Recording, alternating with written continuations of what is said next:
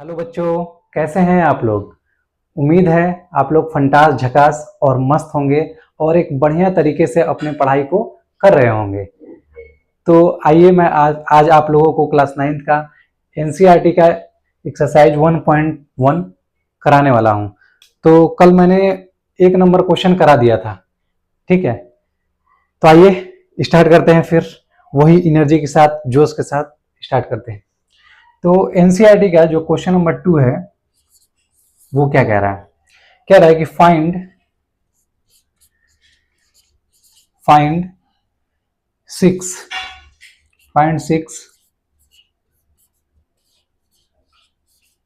Rational number between 3 and 4। ठीक है। तो पिछले क्लास में मैंने अच्छे तरीके से बता दिया था कि कैसे दो नंबरों के बीच में रेशनल नंबर को निकालना है। बढ़िया तरीके से सभी लोग को आ गया था क्या। ओए बाबू बताओ, आया था कि नहीं आया था तुमको। घर पे ट्राई किए थे क्वेश्चन को क्या, कॉपी नहीं खोले थे। अरे भाई, बिना कॉपी खोले कैसे होगा बताओ पढ़ाई। अच्छे ढंग से कॉपी खोल के पढ़ाई किया करो, ठीक है। तो और सभी लोगों का बन गया था ना। अच्छा, बन गया था। चलिए ठीक है, एक बार मैं फिर से करा देता हूं और सभी लोग आंसर मैच कर लेना, ठीक है। तो सॉल्यूशन हो गया। तो सबसे पहले मैंने बताया था कि दो नंबर के बीच में जब भी रेशनल नंबर निकालना होता है तो सबसे पहले उस नंबर को p बाई क्यू के फॉर्म में लिखते हैं हम लोग। ये 3 है, 3/1 हो जाएगा। ये 4 है, 4/1 हो जाएगा। कितने रेशनल नंबर निकालने हैं? 6 रेशनल नंबर निकालने हैं हम लोग। तो पहला काम यह था कि डिनोमिनेटर को इक्वल करना था। पहला हम लोग का काम क्या था कि डिनोमिनेटर को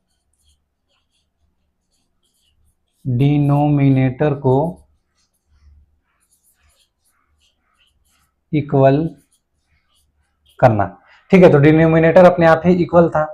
फिर उसके बाद हम लोग देख रहे थे कि इन दोनों नंबरों के बीच में गैप, ठीक है, गैप को हम लोग चेक करते थे कि क्या 6 रेशनल नंबर का गैप है इसमें, मतलब 6 नंबर हो सकता है। जैसे 3/1, 4/1, इन दोनों का एलसीएम जो है कि 1 ही आया है, दोनों का डिनोमिनेटर सेम है। लेकिन ध्यान ये देखना कि 3 के आगे कुछ लिख सकते हैं 4, तो इन दोनों के बीच में कोई गैप ही नहीं है।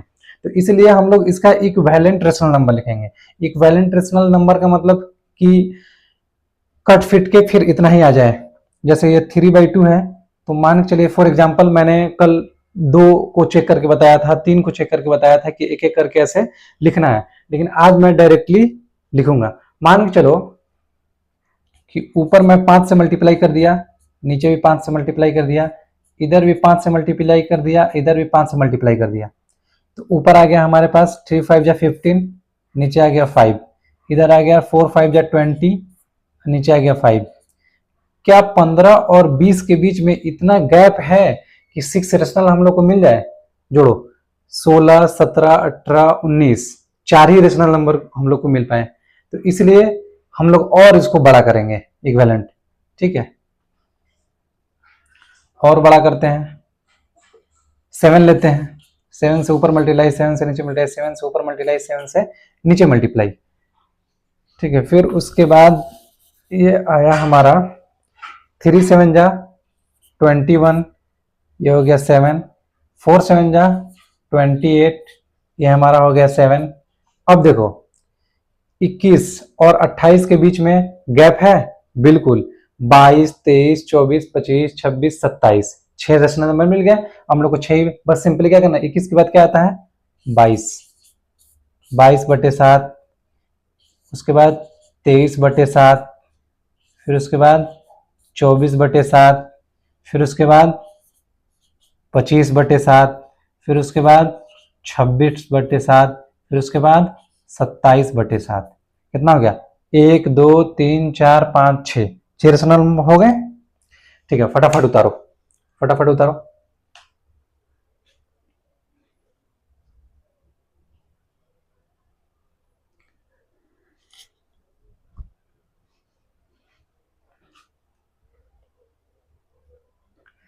हो गया? मिटाऊं ये? एनसीईआरटी का एक्सरसाइज 1.1 का दूसरा क्वेश्चन है ये। ठीक है, सभी लोगों का हो गया। ठीक है, मिटाता हूं मैं।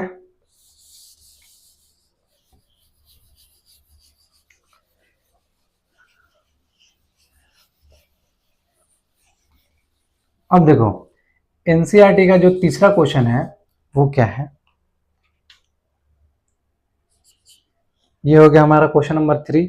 यहां पे 6 के बजाय कितना रेशनल नंबर इसमें कह रहा है, 5। कितना, 5।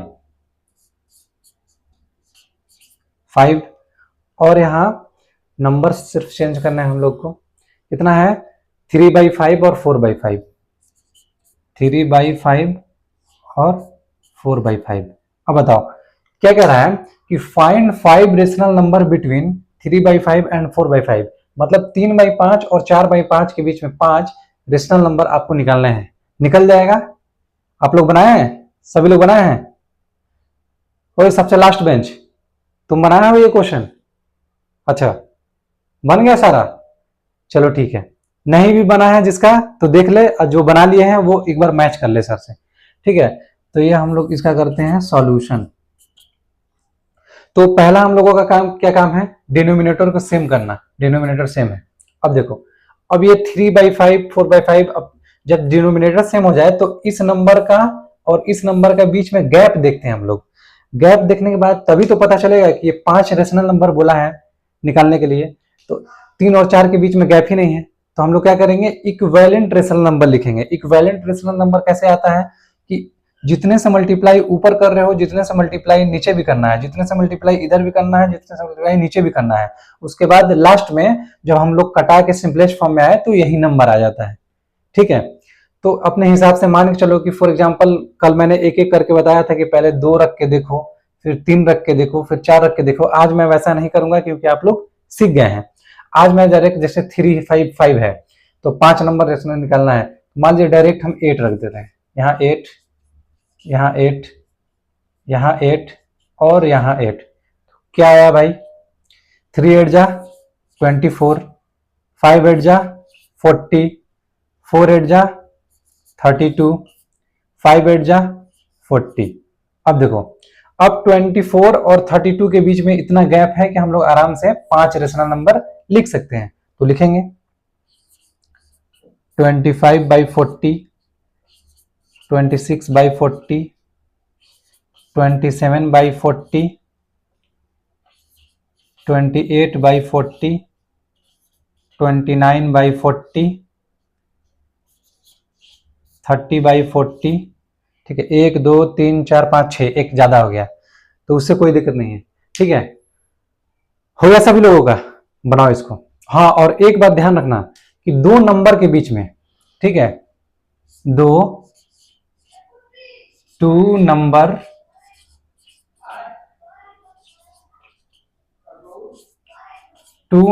के बीच में, ठीक है, 2 नंबर के बीच में जो रेशनल नंबर होता है इनफाइनाइट रेशनल नंबर होता है। ठीक है, कितना होता है, इनफाइनाइट। ठीक है, 2 नंबर के बीच में कितना रेशनल नंबर होता है, इनफाइनाइट रेशनल नंबर होता है। एक बात ध्यान रखना, हो सकता है किसी का जो है कि ये आंसर ना आया हो, किसी ने 8 की जगह पे 7 में ही आ गया होगा, तो उससे कोई घबराने वाली बात नहीं है। तो 2 नंबरों के बीच में क्या होता है, इनफाइनाइट रेशनल नंबर होता है। ठीक है, तो फटाफट इसको उतारो।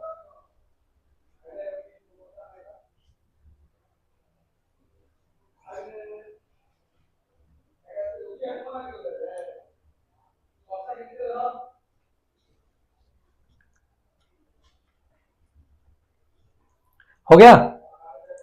चलिए आइए, मिटाओ फिर। चलिए ठीक है, जल्दी जल्दी लिखिए आप लोग।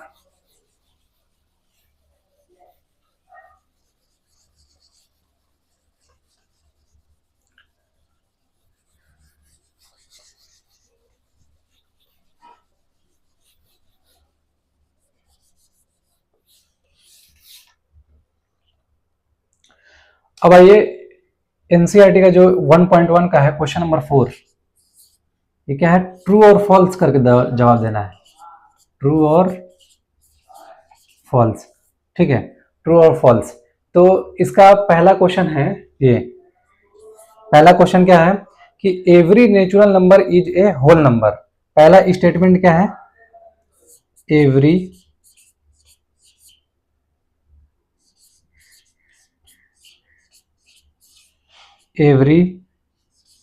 Natural number is a whole number. ठीक है, तो पहला ये क्वेश्चन है, स्टेटमेंट है कि every natural number is a whole number. अब बताओ ट्रू या फॉल्स, तुम बताओ। और लड़की खड़ी हो, अच्छा बताओ। कह रहा है कि every natural number is a whole number, ये सही है और गलत, बताओ। अच्छा हिंदी में बता दें, देखो प्रत्येक प्राकृतिक संख्या जो है एक पूर्ण संख्या होती है, ये बताओ, बताओ फटाफट बताओ। उसके बगल वाली तुम बताओ।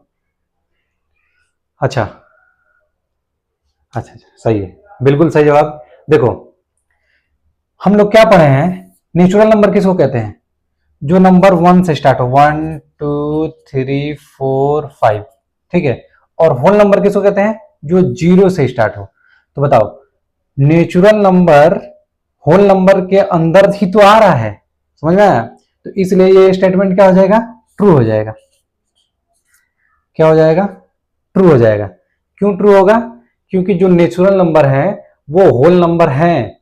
1 2 3 4 5 ये सब होल ही नंबर तो है, ठीक है। नेचुरल नंबर और जीरो मिला के ही तो होल नंबर बनता है। तो क्लियर हो गया ना कि every natural number is a whole number. Yes, every natural number is a whole number होता है, ठीक है। होल नंबर 0 से स्टार्ट होता है और नेचुरल नंबर जो है 1 से स्टार्ट होता है। तो ये स्टेटमेंट बिल्कुल ट्रू है। और मैं एक ट्रिक से बताने वाला हूं। जैसे देखो एक हम लोग के पास झोला आ गया, ठीक है। अब वो झोला में 1 2 3 4 5 ये एक झोला हो गया। फिर उसके बाद एक झोला में 0 भी शामिल कर दिए, ये दूसरा झोला हो गया, ठीक है। फिर उसके बाद हम लोग इसमें निगेटिव नंबर भी कुछ शामिल कर दिए, ये हम लोग के पास तीसरा झोला हो गया, ठीक है। तो पहला झोला में क्या हो गया, नेचुरल नंबर, दूसरे झोला में क्या हो गया, होल नंबर, और तीसरे झोला में क्या हो गया, इंटीजर, टीजर, ठीक है। एक ट्रिक से तुम लोग जानो, एक ट्रिक से ये जानो कि देखो बड़ा वाला झोला कभी छोटा वाले झोले में आ सकता है, नहीं आ सकता है, लेकिन छोटा वाला झोला बड़े वाले झोले में आ सकता है। तो अब देखो क्या कह रहा है कि every natural number is a whole number. Natural number जो है छोटा वाला झोला है और जो होल नंबर है बड़ा वाला झोला है। तो ये छोटा वाला झोला बड़ा वाला झोले के अंदर आ जाएगा, इसलिए ये बिल्कुल सही है। ये मैंने ट्रिक से बताया है और टेक्निकल भी चीजें कि every natural number is a whole number, ऐसा होता है, बिल्कुल होता है, क्योंकि नेचुरल नंबर 1 2 3 4 होता है और होल नंबर में 1 2 3 4 5 तो आता ही है। ये डॉट डॉट डॉट इन्फिनिटी तक जाएगा। आया, समझ में आया। चलो फटाफट नोट करो।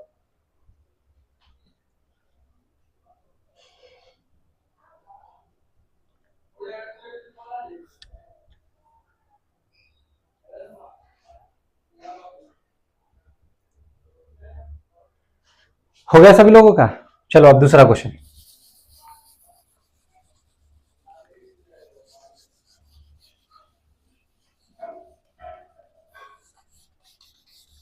ये झोला वाला कॉन्सेप्ट भी याद रखना, ये भी जबरदस्त है, ठीक है। अब दूसरा क्वेश्चन ये है कि every integer is a whole number. दूसरा क्या है, एवरी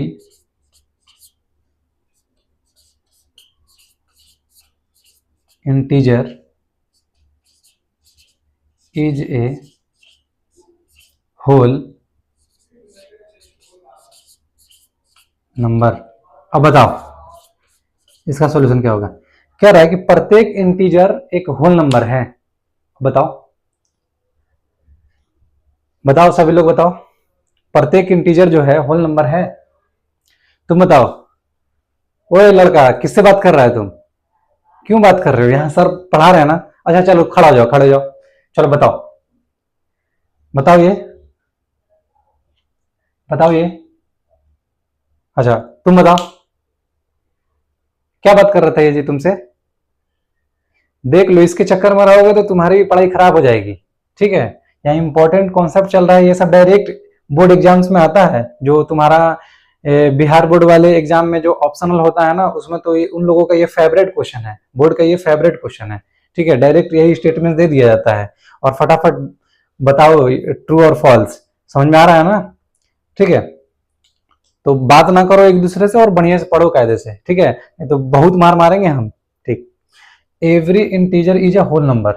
ठीक है, इंटीजर मतलब क्या होता है? -2, -1, -3। ठीक है, अब 0, 1, 2, 3, 5 ये हो गया हमारा इंटीजर। ठीक है, अब इसमें देखना है कि यहां तक सिर्फ रहता तो ये तो होल नंबर हो जाता, लेकिन ये माइनस भी आ रहा है इंटीजर में, तो इंटीजर में माइनस भी शामिल हो जा रहा है। तो क्या माइनस होल नंबर है? होल नंबर में कभी माइनस आता है? बिल्कुल नहीं आता है। तो ये क्या हो जाएगा? फॉल्स हो जाएगा। समझ में आ रहा है सबको? ठीक है, और टेक्निकल चीजें अगर हम बताएं, मतलब एक ट्रिक से इसका डेफिनेशन, तो देखो मैंने बताया था कि बड़ा वाला झोला जो है छोटे वाले झोले में नहीं आता है। तो इंटीजर जो है बड़ा वाला झोला है, होल नंबर छोटे वाला झोला है। अब ये बड़ा वाला झोला जो है छोटे वाले झोले में आ पाएगा, अट पाएगा? नहीं अट पाएगा, इसलिए ये गलत है। ठीक है, तो हम लोग एक क्वेश्चन को एक्सप्लेन दो मेथड से कर रहे हैं। एक जो है कि हमारा जो टेक्निकल मेथड है, मतलब जो रीजन से हम लोग नंबर्स के साथ बता रहे हैं, और दूसरा एक ट्रिक से भी कर रहे हैं। ठीक है, फटाफट लिखिए।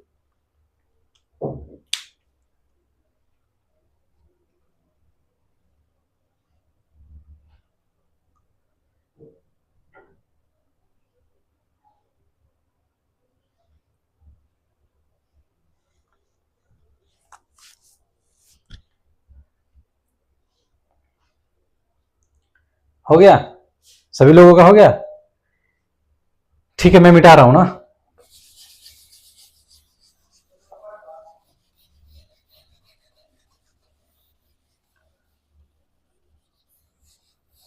अब एक लास्ट है इसका स्टेटमेंट का क्वेश्चन।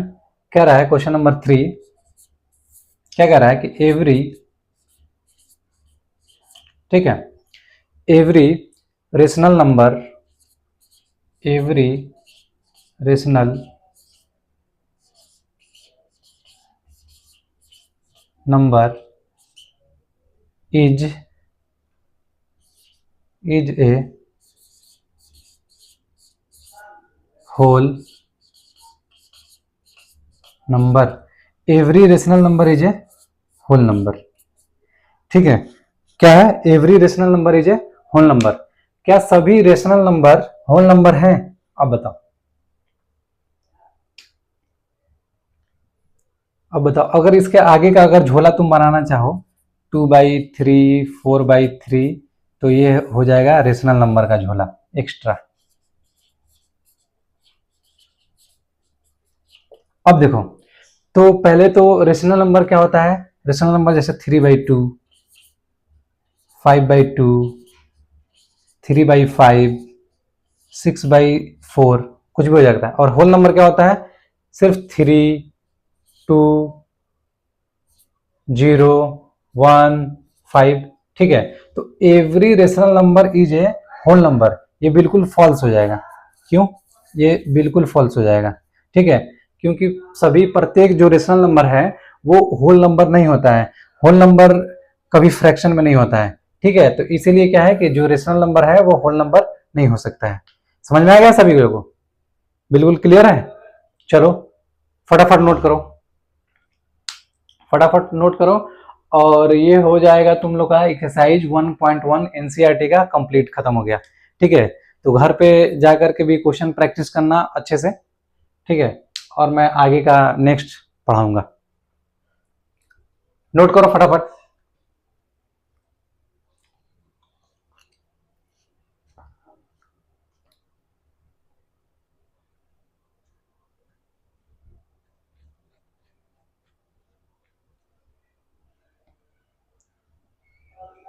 हो गया? हो गया सभी लोगों का?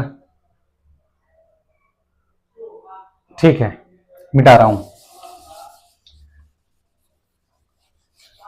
अच्छे से रेगुलर जो भी मैं पढ़ा रहा हूं उसको घर पे जाके पढ़ना है। ठीक है, अगर जैसे कुछ बच्चे हैं क्या करेंगे कि यहाँ तो पढ़ेंगे और कहेंगे यस सर समझ में आ रहा है, और घर पे ले जाके कॉपी को जो है कि अलमीरा में या ताक पे रख दिए, ठीक है, उसके बाद वो कॉपी खुला ही नहीं, और कल फिर सो के उठे भंगवा के नींद में, फिर वो कॉपी उठाया और चले आए सर के पास पढ़ने। तो ऐसे कैसे हो पाएगा? वैसे आज का पढ़ाई तो दिमाग से उड़ ही जाएगा, टोटल खत्म ही हो जाएगा। समझ में आ रहा है ना? तो जो मैं यहाँ पढ़ाता हूँ उसको जाके घर पे रिवीजन करना है डेली कंसिस्टेंसी में से। जैसे मैं 1 घंटे पढ़ा दिया, 45 मिनट पढ़ा दिया, 40 मिनट पढ़ा दिया, वैसे मैं 40 मिनट से ज्यादा तो पढ़ाता नहीं हूँ, लास्ट 40 मिनट 38 मिनट, ठीक है। तो उसको घर पे जा करके 10-15 मिनट आधे घंटे कम से कम रिवीजन करना है। जो क्वेश्चन मैंने कराए हैं वो सोचना है, समझना है कि कैसे ये हुआ, ठीक है। क्या समझ में आ रहा है ना? चलो ठीक है। अब नेक्स्ट हम देखते हैं ये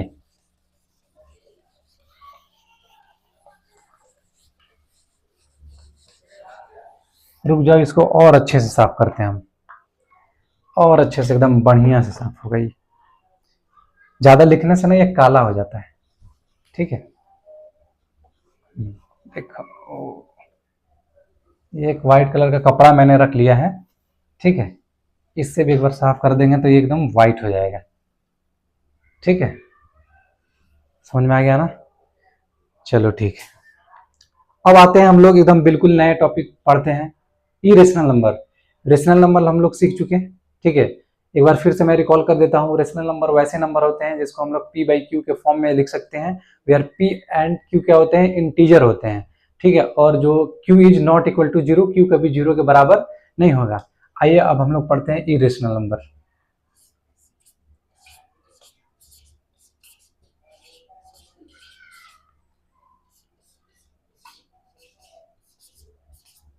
इरेशनल नंबर, ठीक है। आज का टॉपिक क्या है? इरेशनल नंबर, ठीक है। इरेशनल नंबर कहते किसको हैं? तो सबसे पहले अगर हम लोग इसका डिफिनेशन लेंगे, लिखेंगे, ठीक है। सारे लोग नोट्स बनाओ बढ़िया से, ठीक है। ए नंबर इज, ठीक है, समझ में आ रहा है ना? A number is called, a number is called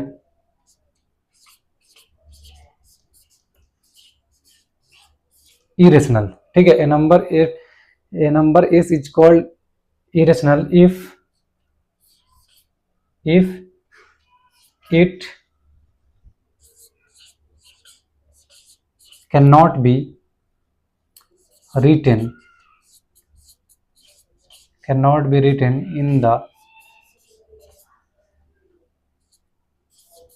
in the form of p by q, ठीक है। cannot be written in the form of p by q where p and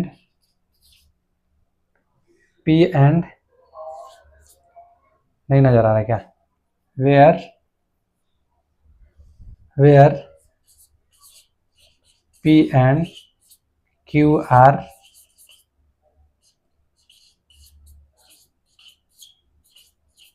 integers.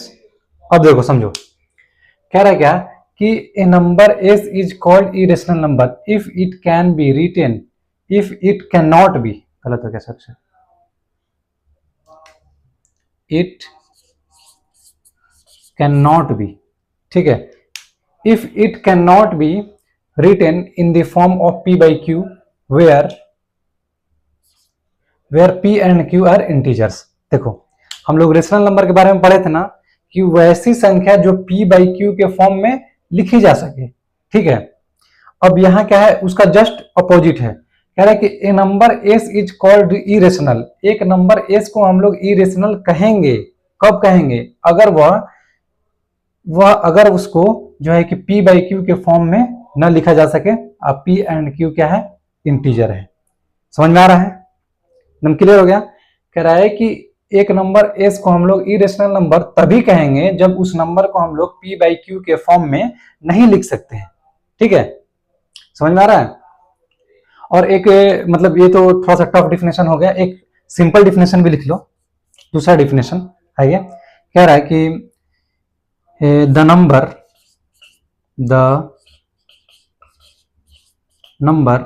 Date cannot be expressed, the number that cannot be expressed in the form of p by q where p, ठीक है, where p and q are integers. Clear है? एक number को हम लोग irrational number कहेंगे जब वो p बाई क्यू के फॉर्म में नहीं लिखा गया। ये डिफिनेशन भी लिख सकते हो, ये भी डिफिनेशन लिख सकते हो, दोनों डिफिनेशन लिखो। ठीक है, फटाफट लिखो।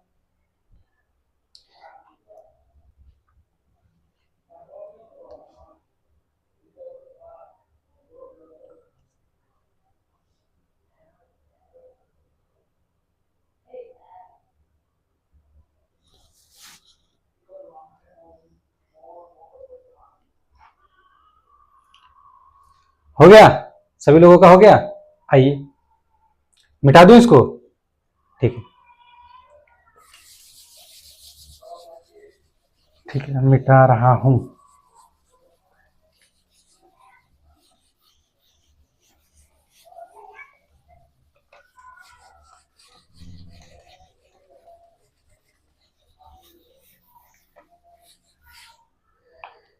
ठीक है, एक और पॉइंट हम लोग सीख लेते हैं, इंपॉर्टेंट पॉइंट, एकदम जबरदस्त पॉइंट। मैंने बताया था कि दो नंबरों के बीच में रेशनल नंबर जो होते हैं इनफाइनाइट होते हैं, वैसे ही दो नंबरों के बीच में इरेशनल नंबर भी इनफाइनाइट होते हैं। ठीक है, तो इरेशनल नंबर्स आर इनफाइनाइटली, ठीक है, इरेशनल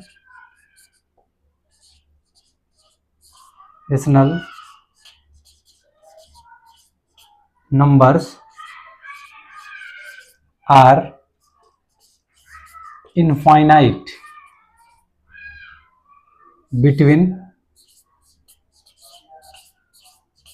between two numbers। ठीक है, इरेशनल नंबर्स जो होते हैं दो नंबर के बीच में इनफाइनाइट होते हैं। जैसे रेशनल नंबर भी दो नंबर के बीच में इनफाइनाइट होते हैं, वैसे इरेशनल नंबर भी दो नंबरों के बीच में इनफाइनाइट होते हैं। इसका हम एग्जांपल लिखते हैं। आइए इसका हम लोग एग्जाम्पल लिखते हैं, सम एग्जाम्पल्स। ठीक है, फटाफट एग्जाम्पल लिख रहे हैं, रुक जाओ।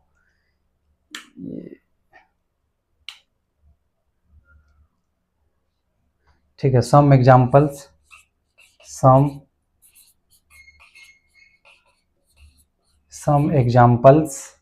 आर √2, √3, √5, ठीक है, √7, ठीक है, 0.101110, ये सब एग्जाम्पल्स है। ठीक है, समझ में आ रहा है? मतलब जनरली ये जान लो कि इरेशनल नंबर जो है कि जो रूट वाला नंबर है, और एक होता है कि नॉन टर्मिनेटिंग रिपीटिंग डेसिमल, वो दोनों जो है अभी आगे मैं पढ़ाऊंगा नॉन टर्मिनेटिंग रिपीटिंग क्या होता है। नॉन टर्मिनेटिंग रिपीटिंग डेसिमल और जितने भी संख्या रूट में होते हैं ये सारे नंबर जनरली इरेशनल होते हैं। अब उधर से एक लड़का बोलेगा उठ के, सर √4 बता दीजिए, ये रेशनल है कि इरेशनल है, बताओ। √4 को हम लोग क्या लिख सकते हैं, ये 2 का, इसको 2 बोल सकते हैं, ये 2 का स्क्वायर रूट है। तो जब ये सिंपलेस्ट फॉर्म में आ गया 2, जब इसका स्क्वायर रूट 2 है, ये 2 आ गया, तो ये तो रेशनल नंबर है। ठीक है, तो इसीलिए धोखे में मत पड़ना बाबू। ठीक है, समझ लेना कि √4 जो है वो रेशनल नंबर है, इरेशनल नंबर नहीं है। अब जैसे और भी देख सकते हो, जैसे कि √9 जो है कि रेशनल नंबर है कि इरेशनल नंबर है, तो ये रेशनल नंबर है। कैसे? √9 जो है स्क्वायर रूट है 3 का, ठीक है, 3 इसका स्क्वायर रूट है, तो ये हो गया 3, तो 3 भी एक रेशनल नंबर है क्योंकि 1 छिपा रहता है। आगे बात समझ में आ गया? चलो नोट करो फटाफट।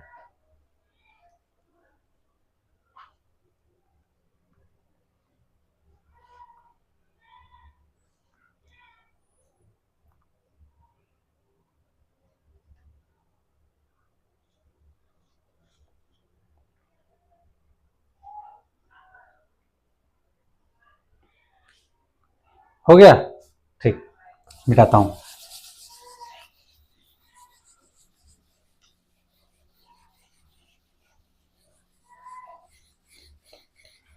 अब देखो, अब तुम लोग सोचे होगा कि ये इरेशनल नंबर का खोज किसने किया। ठीक है, इरेशनल नंबर का खोज किसने किया। ठीक है, इरेशनल नंबर, सर एक लड़का पूछता है, एक सर इरेशनल नंबर को सबसे पहले किसने देखा था और किसने मतलब डिस्कवर किया। ठीक है, तो बता रहे हैं, एक जो थे पाइथा पाइथा पाइथागोरस नाम के एक मानव थे। ठीक है, ये ग्रीस के रहने वाले थे। ठीक है, ये ग्रीस के रहने वाले, आप जानते ही हो कि जो बाहर के लोग रहते हैं वो लोग सोचते हैं कोई भी चीज होता है, कोई भी चीज, कोई भी घटना होती है तो ये क्यों होता है, वो लोग उसके पीछे पड़ जाते हैं और उसके बारे में चिंतन करते हैं, मनन करते हैं और फाइनली किसी किसी चीज का डिस्कवर कर देते हैं। तो पाइथागोरस नाम के एक व्यक्ति हैं, एक मानव हैं, जो कि कहाँ के रहने वाले हैं, ग्रीस के रहने वाले हैं। ये कहाँ के रहने वाले हैं भैया, ये ग्रीस के रहने वाले हैं। ठीक है, तो इन्होंने ही सबसे पहले इरेशनल नंबर का डिस्कवर किया था। ठीक है, इन्होंने एक ऐसा नंबर का डिस्कवर किया था, इन्होंने ऐसा नंबर का डिस्कवर किया था इन्होंने एक ऐसा नंबर का डिस्कवर किया था जो रेशनल नंबर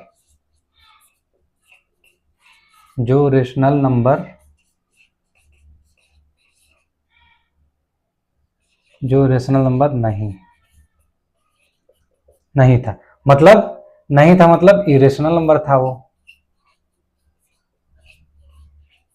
ठीक है, समझ में आ रहा है ना, क्लियरली समझ में आ रहा है सभी लोगों को, सभी लोग नोट कर रहे हैं ना, नोट करो, इसको नोट मत करना, ये तो ऐसे ही मैंने समझने के लिए बता दिया। ठीक है, मैं मिटा रहा हूं।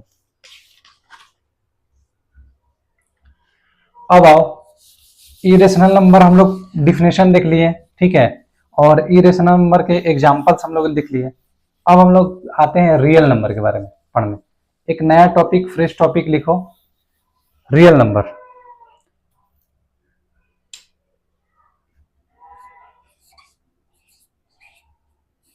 ठीक है, रियल नंबर। तो रियल नंबर हम लोग किसको कहते हैं, पहले हम लोग डिफिनेशन लिखेंगे, उसके बाद समझेंगे। ठीक है, तो रियल नंबर हम लोग कहते हैं कि the collection of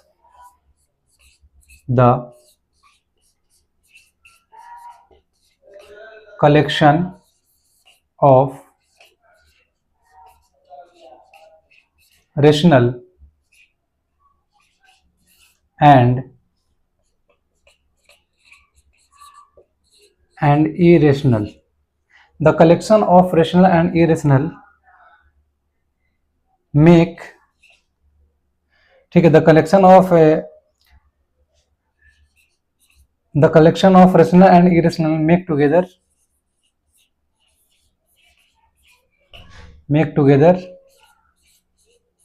real number. समझ में आ गया। तो रेशनल नंबर और इरेशनल नंबर के कलेक्शन को जब एक साथ दोनों को कर दिया जाता है तो उसी को हम लोग रियल नंबर कहते हैं। अच्छा, रियल नंबर को हम लोग हिंदी में वास्तविक संख्या कहते हैं। ठीक है, समझ में आ रहा है ना, रियल नंबर। और एक इंपॉर्टेंट पॉइंट ये लिखना है कि जो एवरी रियल नंबर है उसको हम लोग यूनिक पॉइंट से डिनोट करते हैं, नंबर लाइन में रिप्रेजेंट करते हैं। तो एक और लिख लो कि every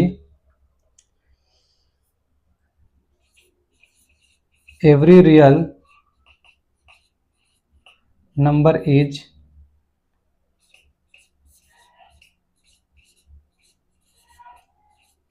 represented, every real number is represented by a unique point on the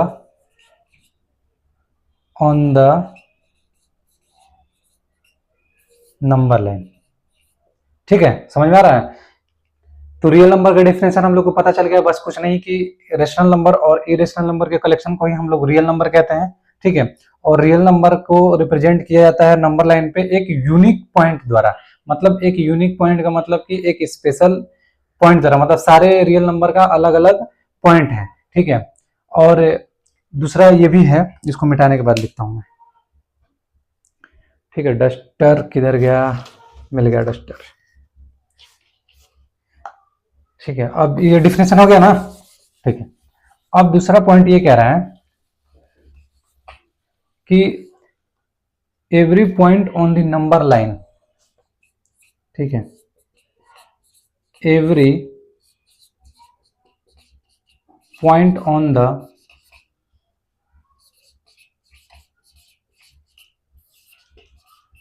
every point on the number line represents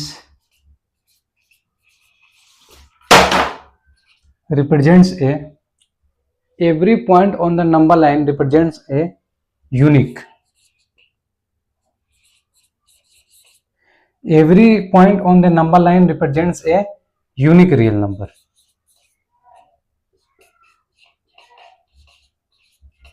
ठीक है।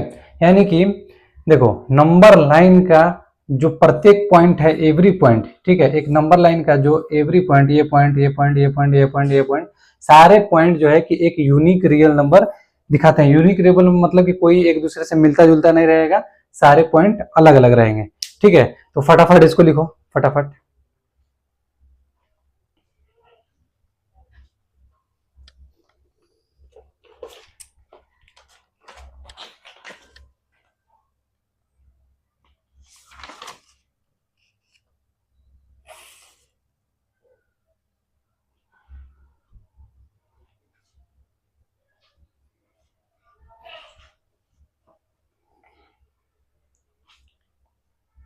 हो गया, लिखो फटाफट, आओ चलो।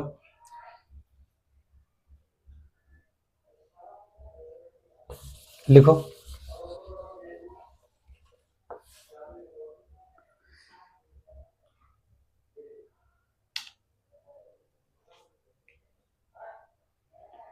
ठीक है। दो, अब देखो यही दो पॉइंट जो मैंने बताया है, यही दो साइंटिस्ट थे, जर्मन मैथमेटिशियन है, साइंटिस्ट नहीं है सॉरी, जर्मन मैथमेटिशियन है, जर्मन मैथमेटिशियन, ठीक है। दो जर्मन मैथमेटिशियन थे, एक का नाम कैंटर था, एक का नाम था ड्यूडोकाइंड, ठीक है। उन्होंने भी सेम बात, यही दोनों बात उन्होंने ही बोला है कि जो एवरी पॉइंट होता है नंबर लाइन का, नंबर लाइन का प्रत्येक पॉइंट जो रिप्रेजेंट करता है यूनिक रियल नंबर को, और every real number is represented by a unique point on the number line. मतलब प्रत्येक रियल नंबर रिप्रेजेंट होता है, दर्शाया जाता है यूनिक पॉइंट के द्वारा किसी नंबर लाइन में, ठीक है। तो सारे लोगों को समझ में आया, किसी तरह का कोई प्रॉब्लम, किसी तरह का कोई दिक्कत नहीं है, ठीक है। फटाफट नोट कीजिए आप लोग।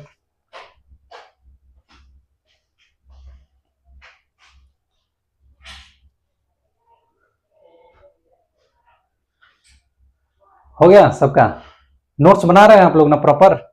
देखो नोट्स बनाना बहुत जरूरी है, क्योंकि लास्ट के टाइम पे जब तुम रिवीजन करने बैठोगे तो सारी चीजें एक जगह मिलनी चाहिए ना, कि लास्ट के टाइम पे फटाफट कोई किताब लाके इधर उधर से ऐसे ऐसे ऐसे ऐसे ऐसे पलटने लगोगे, तो उसमें टाइम वेस्ट होगा, माइंड पे डिप्रेशन बढ़ेगा।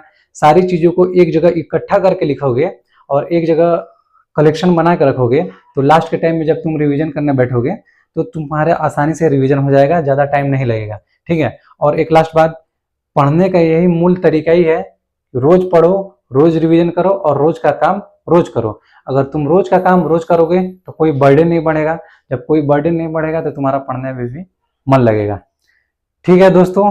तो आज उम्मीद है सारी चीजें जो मैंने पढ़ाया है सभी लोगों को समझ में आया है। अगर समझ में आया है सारे लोगों को तो मेरे चैनल को लाइक, ठीक है, मेरे चैनल को लाइक, सब्सक्राइब एंड शेयर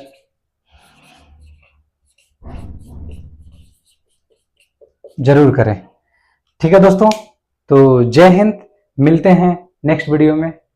अच्छे से तैयारी कीजिए, अच्छे से पढ़ाई कीजिए और बने रहिए मैथ्स विद इकराम सर के साथ।